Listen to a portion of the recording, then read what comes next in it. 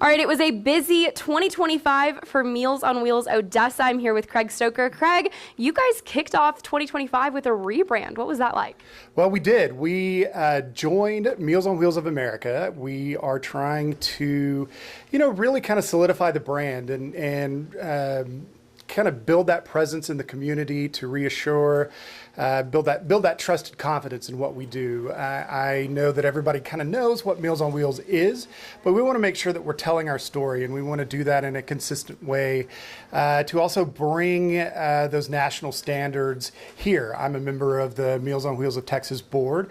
We work very closely with the other organizations around the state, so it was just a great way to incorporate that into our organization here. So, waiting on a more permanent sign here in the lobby. We're finishing out the year here with our ugly sweaters featuring the new logo, but we were excited to welcome lots of new volunteers this year, lots of new donors this year. It was a big year for us, a big year of growth. So excited to continue that into the new year, and excited to really continue welcoming a bunch of new folks. Well, let's talk about some of that growth and get a little walkthrough of the facility you guys have here and talk about just kind of all the work that's gone into 2025. Well, one of the things that was really important about what we do is kind of making it more efficient. It takes a lot of people to feed the folks that we do. We do roughly 750 meals a day. Over the course of last year, that took over 1,000 volunteers. We were looking back at our numbers. We had over 1,000 volunteers. We are a little behind on our reporting, but when I pulled the statistics, we were over 26,000 hours that had been volunteered in 2025. When you think about it, there are a little over 8,000 hours in a year. That's insane. That is so much, and so many volunteers who are coming in. I mean, this has been cleared now, but usually this is filled with lots of red bags that your volunteers are coming and grabbing and going, and it happens very, very quickly. Happens quickly. So if you come and volunteer with us, you're going to walk in, you're going to get your route sheet. You are going to grab 2 bags. You've got a red bag and a black bag. So you've got a red bag that is hot. You've got a black bag that is cold. Days like today, you've got your holidays. We are taking a little break for ourselves, so we do send out a frozen meal for that. But we try to be as efficient as we can. We want to be respectful of our volunteers' time. We want to be respectful of our clients. So we do serve a hot meal. We want to make sure it's hot when it gets there. But we try to make sure that you can get in and out as quickly as possible. We love our corporate volunteers. We do a lot of corporate takeover. So we've got a lot of businesses that adopt routes. We've got folks, we had a great gift from our friends at Prosperity Bank who did our Santa for seniors over the Christmas break. But they come in, they adopt a couple of routes, and then they just swap out. We don't really care who shows up every week, but they send different people. HEB is a great partner. They send people. Liberty is a great partner. So we've got a lot of great business partners that come in, but it takes all different sorts of groups. So anybody that's got a group, anybody, your Sunday school class, your kids' baseball teams, anybody that you can think of that comes as a group, it works great with 2.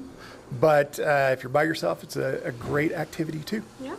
And obviously none of this would be possible without the work of your kitchen volunteers who are out there. So let's go take a look at that. So we have such a great partnership with Odessa Regional Medical Center. They cook our food every morning. We go over, we pick it up, we bring it back to our kitchen, what we call our kitchen. We don't actually cook here, but ORMC cooks the meals every day.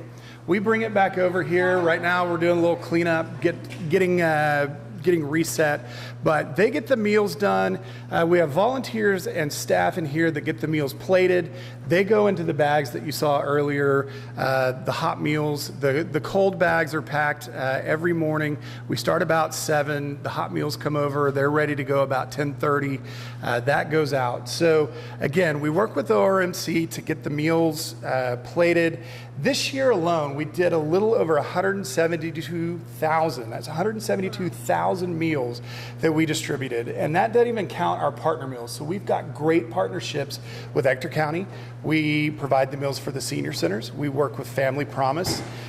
We also work with Rainbow House. So we did a little over 25,000 meals to them.